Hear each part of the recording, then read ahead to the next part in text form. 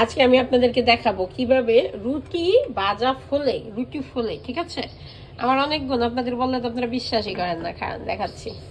ঠিক আছে, এই রুটি ফোলা নিয়ে কত যে জামাইয়ের কাছে কথা শুনছি, কত মার কাছে, ননদের কাছে, শাশুড়ির কাছে কত ধরনের কথা শুনছি এই রুটি ভাজা নিয়ে। ভাই, রুটি কেন গোল হয় না, রুটি কেন ফোলে না, রুটি কেন নরম হয় না, রুটি কেন শক্ত থাকে। আবার হলো ননদ শাশুড়ি খায় নরম রুটি, জামাই খায় শক্ত রুটি, জামাইয়ের আবার কাঁচা পানি দিয়ে আবার আটা গুলাইয়া তারপর রুটি খাওয়াইতে হয়। কি বলবো বুঝছেন, মাইয়া মানুষ হয়ে জন্ম নেওয়াটাই হচ্ছে একটা বড় একটা নালিশের ভান্ডার, সোজা কথা।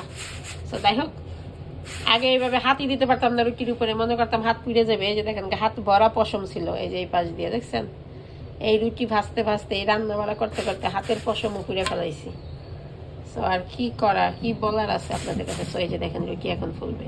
আমি যেরকম মাঝে মাঝে আপনাদের দুলাভাইয়ের সাথে অভিমান করে ফুলে থাকি, ঠিক তদ্রূপ আমার রুটি এখন ফুলবে।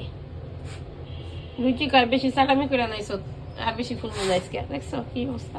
আর রুটি ফল না, মানি তো যাবে আমার, ফল ফল রুটি। দেখ, রুটিতে আমার কথা শুনলো না। এই দেখেন, থালাবাটি ধুইয়া সব চকচক চকচক করছি। মানুষে মনে করে শুধু আমি এলো আরামে খাই। আরামে খাওয়া বর্তমান যুগে এত সোজা না।